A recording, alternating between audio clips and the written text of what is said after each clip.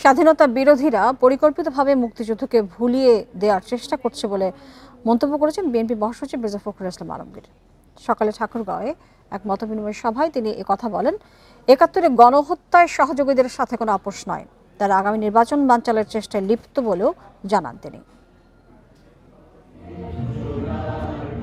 সকালে ঠাকুরগাঁয়ে মুক্তিযোদ্ধা ও মুক্তিযোদ্ধার সন্তানদের সাথে মতবিনিময় সভায় যোগ দেন বিএনপি মহাসচিব মির্জা ফখরুল ইসলাম আলমগীর। প্রধান অতিথির বক্তব্যে তিনি বলেন, মুক্তিযুদ্ধকে ভুলিয়ে দেওয়ার চেষ্টা করা হচ্ছে। যারা ৭১-এর হানাদারদের সাথে মিলিত হয়েছিল তাদের সাথে এদেশের মানুষ আপোষ করবে না।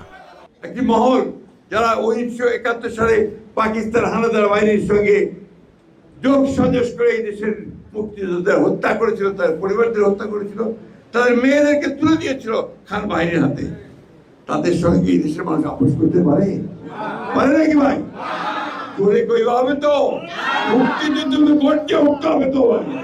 নির্বাচন বানচালের চক্রান্ত চলছে অভিযোগ করে তিনি আরো বলেন, নির্বাচনকে পিছিয়ে দেয়া মানে এদেশের মানুষের সর্বনাশ হওয়া। আজকে যে চক্রান্ত ষড়যন্ত্র চলছে নির্বাচনকে বানচাল করে দেওয়ার, নির্বাচনকে পিছিয়ে দেওয়ার, সেই নির্বাচনকে পিছিয়ে দেওয়া মানে আমাদের সর্বনাশ হওয়া, এই দেশের সর্বনাশ হওয়া। কারণ এখন একটা নির্বাচিত সরকার খুব দরকার। এদিকে গুলশানে চেয়ারপারসনের কার্যালয়ে ফটো অ্যালবাম প্রকাশনা অনুষ্ঠানে বিএনপির স্থায়ী কমিটির সদস্য ডক্টর মঈন খান বলেন, জুলাই আন্দোলন শুধু ৩৪ দিনের আন্দোলন ছিল না, এটা ছিল দীর্ঘ ১৭ বছরের গণতান্ত্রিক সংগ্রামের ফসল।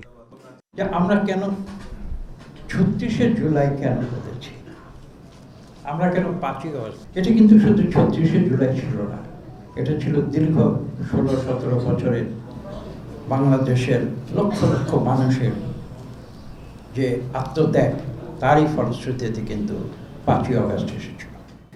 গণঅভ্যুত্থানের কৃতিত্ব শুধুই ছাত্রদের নয়, এমনটাও মন্তব্য করেন doctor Moin Khan. Rifat Alam, Independent News, Dhaka.